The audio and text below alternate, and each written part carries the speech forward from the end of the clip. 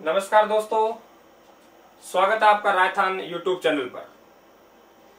मित्रों, आज हम लोग जो बात कर रहे हैं वो एक ऐसा विषय है जो शायद कभी भी आपके समझ में नहीं आया होगा। हम पढ़ तो लेते हैं कि भारत के संविधान की 10वीं अनुसूची दल बदल से संबंधित है, लेकिन ये बहुत कम समझ में आता है कि ये दल बदल जो कानून है ये क्या तो कानून है और इसे लागू कैसे किया जाता है, किस प्रकार से लागू होगा। तो आज उसी में बात कर रहा हूं। दल बदल कानून क्या है और कैसे लागू होता है। दूसरा पॉइंट, आया राम गया राम। हम कहते हैं ना, आया राम गया राम। तो आया राम गया राम की क्या संस्कृति है उस पर बात करेंगे। आया राम गया राम क्या शब्द है, सबसे पहले किसके लिए इस्तेमाल किया गया, किसने किया गया। और आज भी कहते हैं कि भाई ये दल बदलू है, आया राम गया राम। तो इस पे मित्रों मैं आपसे चर्चा करूंगा। बहुत रोचक विषय है, ज्यादा बड़ा भी नहीं करूंगा, छोटा सा लूंगा, लेकिन आपके समझ में आ जाएगा। देखिए दोस्तों, पहले आया राम गया राम को समझते हैं। आया राम गया राम क्या है। देखिए, जो हरियाणा राज्य है, कौन सा राज्य है? हरियाणा राज्य। हरियाणा राज्य की बात करूं मैं तो यहां की एक विधानसभा सीट पड़ती है, विधानसभा सीट। और उस विधानसभा सीट का नाम है आसनपुर। आसनपुर ये विधानसभा सीट है।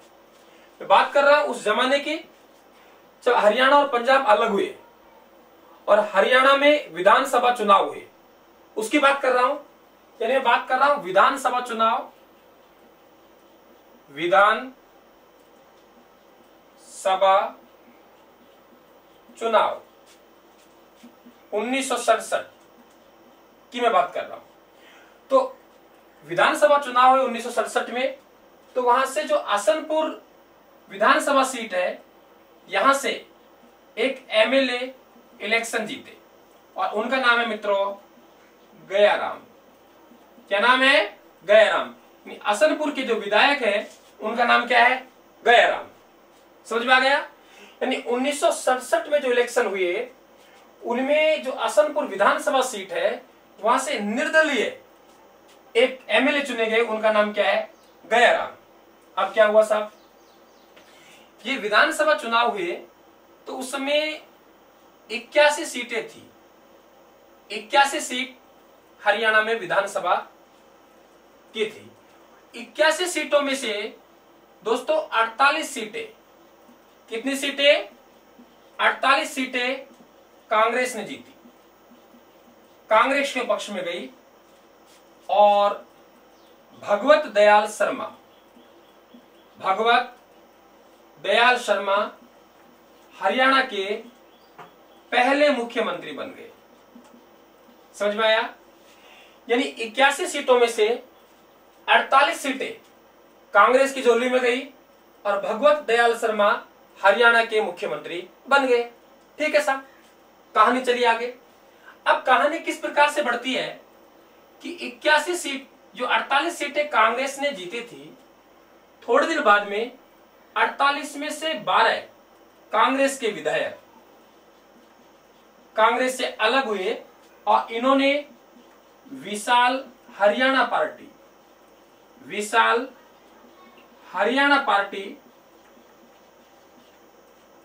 के नाम से अलग से पार्टी बनाई। यानी कितने लोग हो गए? 12। अब 12 लोग हो गए बाहर, तो 81 में से 48 में 12 गए, कितने बचे? 36। तो कांग्रेस की सरकार अल्पमत में आ गई, कांग्रेस सरकार गिर गई। अब इन्हीं में से एक विधायक थे दोस्तों, इन्हीं में से एक विधायक कौन? गया राम, जो निर्दलीय थे। गया राम, मैं पहले बता चुका हूं कि आसनपुर विधानसभा सीट से इन्होंने इलेक्शन जीता था, निर्दलीय है। गया राम ने 9 घंटों के अंदर, कितने घंटों के अंदर? 9 घंटों के अंदर दोस्तों 3 बार पार्टी बदल ली। कितनी बार? 3 बार इन्होंने पार्टी बदली। कितने घंटे के अंदर? 9 घंटे के अंदर। कैसे हुआ कि पहले ये गए राम कांग्रेस में था। फिर ये गयाराम जनता दल में चले गए। फिर ये गयाराम कांग्रेस में आ गए।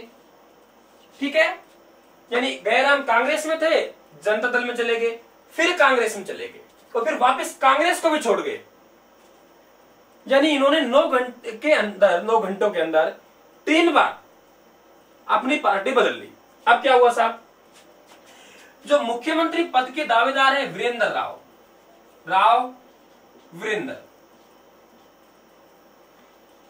वीरेंद्र सिंह, इन गयाराम को, कांग्रेस के वरिष्ठ नेता थे, जैसे ही कांग्रेस में आए, कौन, गयाराम, तो गयाराम को लेकर चंडीगढ़ पहुंचे।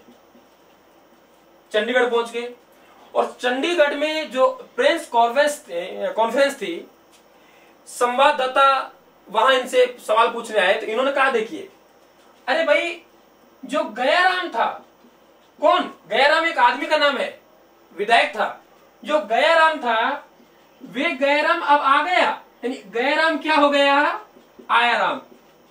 जो गयाराम था वे गयाराम नहीं है, वे आयाराम है। समझ आ गया कि वे गया था गयाराम लेकिन वापस आ गया, तो वे क्या है, आयाराम। तो दोस्तों गयाराम आयाराम का सबसे पहले जो इस्तेमाल किया, शब्द का प्रयोग किया, वे थे राव वीरेंद्र सिंह। तो राव वीरेंद्र सिंह फिर मुख्यमंत्री बने, हालांकि इनकी सरकार भी गिर गई।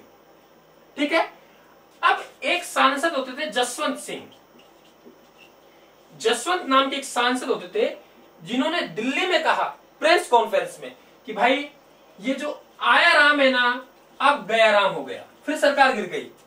ये जो आयाराम है अब क्या है, गयाराम। तो ये आयाराम गयाराम, आयाराम गयाराम, तो आयाराम गयाराम ये कहानी है जो हरियाणा की असनपुर सीट के विधानसभा से विधायक गयाराम के नाम पर बनी है। गयाराम आयाराम, यानी जो बदल रहा है कि गयाराम आयाराम, आयाराम गयाराम, तो वहीं से ये संस्कृति बनी और आज भी हम दल बदलू होते हैं उन्हें कहते हैं कि आयाराम गयाराम, इसको छोड़ो। तो आयाराम गयाराम की जो संस्कृति है वे हरियाणा की राजनीति से शुरू हुई। दोस्तों समझ में आ गया कि आयाराम गयाराम क्या था। हम लोग कहते हैं आयाराम गयाराम, लेकिन आज समझ लिया आयाराम गयाराम क्या है। और वहां बहुत ज्यादा पार्टी बदली जाती थी हरियाणा में। अब आगे मामला चलता रहा, मन चाहे तब सरकार गिरा देते, मन चाहे तब सरकार बना देते, कोई प्रतिबंध इन पे नहीं था, चलती रही कहानी। अब सरकार ने सोचा, राजीव गांधी जी की सरकार थी दिल्ली में, उन्होंने सोचा कि दल बदलुओं पर कैसे अपन नियंत्रण लगाए। तो एक पॉइंट तो आपका क्लियर हो गया कि आयाराम गयाराम क्या है। अब आगे बात करते हैं, दल बदल कानून क्या है, यहां से कहानी शुरू होगी हमारी। दल बदल कानून क्या है और कैसे लागू होता है। देखिए दोस्तों, क्या हुआ, राजीव गांधी जी हमारे प्रधानमंत्री थे, राजीव गांधी की सरकार थी। उन्होंने प्रयास किया कि हम ये दल बदलुओं पर किस प्रकार से अंकुश लगाएं, ये राजनीति के लिए अच्छे संकेत नहीं है। तो इन्होंने क्या किया मेरे मित्रों, जो भारत का संविधान है, भारत का संविधान, उसमें संविधान संशोधन करवाया। संविधान संशोधन करवाया और यह संविधान संशोधन है 52वां, यह लिख सकता हूं 52वां संविधान संशोधन। और यह संशोधन हुआ दोस्तों 1985 में। समझ में आ गया कि संविधान संशोधन कौन सा है, 52वां, और यह कब हुआ, 1985 में। और इसके द्वारा हमारे जो भारत का संविधान है, भारत के संविधान में 10वीं अनुसूची जोड़ी गई। कौन सी, 10वीं अनुसूची जोड़ी, और 10वीं अनुसूची में दल बदल कानून को डाला गया। यानी 10वीं अनुसूची क्या है, दल बदल कानून संबंधित है। तो 52वां संविधान संशोधन द्वारा 1985 में संविधान में 10वीं अनुसूची जोड़ी गई और 10वीं अनुसूची में दल बदल कानून किस प्रकार से लागू होगा इसका उल्लेख किया गया। देखिए कानून क्या बना कि कोई भी पार्टी है, सुनना आप लोग, बहुत गजब की बात कर रहा हूं, कोई भी पार्टी के यदि 1/3 सदस्य दूसरी पार्टी में जाते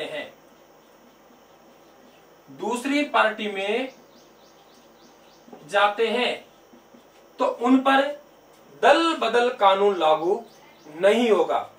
अन्यथा उनकी सदस्यता क्या हो जाएगी, खत्म हो जाएगी। समझा रहा हूं। देखिए कोई भी पार्टी है और उस पार्टी के विधायक या सांसद जो भी हैं वे अपना दल बदल कर रहे हैं। माना कि उदाहरण के तौर पर हमारे पास में 10 सदस्य हैं किसी पार्टी में, है ना, और 10 सदस्यों ने अपना समर्थन किसी और को दे रखा है।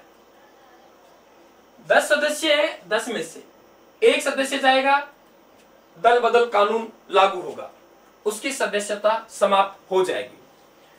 2 सदस्य जाएंगे, दल बदल कानून लागू होगा, उसकी सदस्यता समाप्त हो जाएगी। 3 सदस्य जाएंगे तो दल बदल कानून लागू होगा, उसकी सदस्यता समाप्त हो जाएगी। लेकिन 1/3 से अधिक सदस्य जाते हैं, माना कि उस पार्टी के 4 सदस्य एक साथ किसी पार्टी में मिल जाते हैं दूसरी पार्टी में, तो उनपे दल बदल कानून लागू नहीं होता है। यानी एक लोग जाते थे, उनपे प्रतिबंध लगा दिया। सरकार ने सोचा कि अंकुश लग जाएगा, लेकिन उल्टा पड़ गया। उल्टा क्या पड़ गया, पहले एक जाते थे, अब अपना ग्रुप बना के जा रहे हैं ताकि उनकी सदस्यता बरकरार रहे। अब ये बिकेंगे, बिकाऊ प्रवृत्ति है, तो सबके सब जा रहे हैं। कितने, कम से कम 1/3 साठ-गांठ कर ली और सबके सब लोग जा रहे। तो जहां अंकुश लगना था वहां क्या हो गई, बढ़ोतरी हो गई। आगे चले, अब सरकार आई हमारी अटल बिहारी वाजपेयी की। अटल बिहारी वाजपेयी, भाई समझ गए ना आप लोग कैसे लागू होगा। हाँ, अटल बिहारी वाजपेयी की सरकार आई तो इन्होंने संविधान में 91 संविधान संशोधन किया।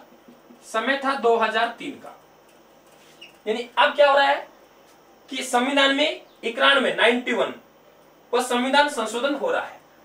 किन्होंने किया, अटल बिहारी वाजपेयी ने। कब, 2003 में। इन्होंने क्या कहा कि किसी भी पार्टी के पहले क्या 1/3 सदस्य, अब कह रहे हैं कि किसी भी पार्टी के 2/3 सदस्य यदि दूसरे दल में जा रहे हैं तो उनकी सदस्यता समाप्त नहीं होगी। समझना, फिर पहले प्रावधान किया गया वे 1/3 सदस्यों को किया गया। अब प्रावधान का क्या कर दिया, 2/3 सदस्य। अगर सांसद या विधायक एक पार्टी के दूसरे पार्टी में जा रहे हैं और उनकी संख्या उस पार्टी के सदस्यों में से 2/3 से अधिक है, तो उनपे दल बदल कानून लागू नहीं होगा। और 2/3 सदस्यों से कम लोग जा रहे हैं तो उनपे दल बदल कानून लागू होगा। बताइए कोई समस्या। वर्तमान में 2/3 का है, पहले 1/3 का था। 1/3 का प्रावधान किया गया 52वें संविधान संशोधन द्वारा 1985 में। 2/3 का किया गया अटल बिहारी वाजपेयी की सरकार ने 91वां संविधान संशोधन 2003 में। समझ गए। अब आप कहेंगे सर 2/3 से कम गए तो पहली बार तो जाएंगे नहीं, उनको पता है कि उनकी सदस्यता समाप्त हो जाएगी। आपने देखा होगा अपने राजस्थान में जो आपके बहुजन समाज पार्टी है, बहुजन समाज पार्टी के सदस्य कई बार सरकार में मिले हुए, अभी भी गए, तो वे सबके सब लोग जा रहे हैं। देखो एक बात और ध्यान रखना, या तो यह नियम या एक पार्टी का दूसरी पार्टी में विलय हो जाता है तो भी उनकी सदस्यता समाप्त नहीं होती है। दो बातें, पहले 1/3, अब 2/3 से अधिक, या एक पार्टी में यदि एक ही सदस्य है और उस पार्टी का ही विलय हो गया, पार्टी का विलय हो गया, तो भी दल बदल कानून पे लागू नहीं होगा। अब आप कहेंगे सर दल बदल कानून लागू हो गया तो, देखिए फिर कह रहा हूं, पहली बार तो जाएगा क्यों, उसको पता है 2/3 से कम गया मेरी सदस्यता समाप्त हो जाएगी। लेकिन फिर भी आप एक नोट लगा के लिख ले, फिर भी आप एक नोट लगा के लिख ले। नोट क्या बनेगा, देखिए मामला है दल बदल कानून को लेकर, तो इसकी जो शिकायत की जाएगी, इसमें जो संज्ञान लेंगे वे सदन के अध्यक्ष लेंगे। यानी विधानसभा है तो विधानसभा अध्यक्ष लेंगे, और यदि लोकसभा है तो लोकसभा अध्यक्ष लेंगे। फिर से कान खोल के सुन ले, अगर दल बदल कानून से संबंधित कोई शिकायत है तो सदन का मुखिया सुनेगा, यानी अध्यक्ष सुनेगा। जैसे कि राजस्थान में कोई विधायक का मामला आया दल बदल संबंधित, तो उसकी शिकायत कहां की जाएगी, विधानसभा अध्यक्ष के पास। वे तय करेगा कि इन्होंने दल बदल कानून का उल्लंघन किया कि नहीं किया। लेकिन अन्य कोई अयोग्यताएं हैं तो अन्य कोई अयोग्यताओं की जो सुनवाई करेंगे, शिकायत करेंगे, तो वे शिकायत कहां करेंगे, राज्यपाल के पास में। अन्य कोई कारण है विधानसभा सदस्य के और उसके अयोग्यता आ गई, उसमें उसकी शिकायत जो करेंगे राज्यपाल के पास करेंगे। लेकिन ध्यान रखना, दल बदल कानून की जो शिकायत होगी वे दल बदल कानून की शिकायत संबंधित सदन के अध्यक्ष के पास होगी। ये आप नोट लगा के रख लेना। तो दोस्तों ये थी दल बदलुओं की कहानी। गयाराम कौन था, समझा दिया। हरियाणा की विधानसभा 1967 के इलेक्शन हुए तो उनमें असनपुर विधानसभा सीट से एक एमएलए चुने गए, उनका नाम है गयाराम। गयाराम उधर गया, लोगों का गयाराम है, वापिस आ गया आयाराम। फिर कहा कि आयाराम है, वे अब गयाराम हो गया, वापिस गया। तो आयाराम गयाराम की संस्कृति के लिए हरियाणा राज्य प्रसिद्ध रहा। एक बार सवाल पूछा गया था, ठीक है, अभी भी आपसे एग्जाम में पूछ सकता है। दल बदल कानून कब लागू किया गया, 52वें संविधान संशोधन 1985 के द्वारा संविधान में एक अनुसूची जोड़ी गई, उसका नाम क्या है, 10वीं अनुसूची। कोई भी पार्टी के 1/3 सदस्य से अधिक लोग दूसरी पार्टी में जा रहे हैं तो उन पे दल बदल कानून लागू नहीं होगा, ठीक है। कम जा रहे हैं, दल बदल कानून लागू होगा। शिकायत संबंधित सदन के अध्यक्ष के पास की जाएगी। अटल बिहारी वाजपेयी की सरकार में 91वें संविधान संशोधन 2003 लाया गया, 1/3 की सीमा को बढ़ा दिया गया। अब 2/3 सदस्य कर दिया कि 2/3 सदस्य हैं, उनसे अधिक जा रहे हैं, दल बदल कानून लागू नहीं होगा। लेकिन मित्रों, ये लोग जा रहे हैं, ये अपनी साठगांठ कर लेते हैं, अपने जैसे आदमी ढूंढ लेते हैं और 2/3 से अधिक ही जाते हैं। पता है कम जाएंगे तो सदस्यता खत्म हो जाएगी, इसलिए बढ़ा है दल बदल, ठीक है। और एक पार्टी का दूसरी पार्टी में विलय हो रहा है तो भी दल बदल कानून लागू नहीं होगा। और दल बदल कानून लागू होगा तो सदन के मुखिया के पास हम इसकी शिकायत करेंगे, ठीक है। अन्य प्रकार किसी प्रकार की अयोग्यता है संबंधित राज्यपाल के पास, संसद है तो संबंधित राष्ट्रपति के पास। तो दोस्तों शायद मेरे हिसाब से, उम्मीद करता हूं कि समझ में आ गया होगा। पहले पढ़ते दल बदल, एक्चुअली में हमें पता नहीं था दल बदल कानून किस तरीके से लागू होता है। आज हमने देख लिया कि दल बदल कानून क्या है, आयाराम गयाराम क्या है और दल बदल कानून किस प्रकार से लागू होगा। तो दोस्तों फिर मिलेंगे एक नई चर्चा के साथ, तब तक के लिए आप सभी को नमस्कार, जय हिंद साहब।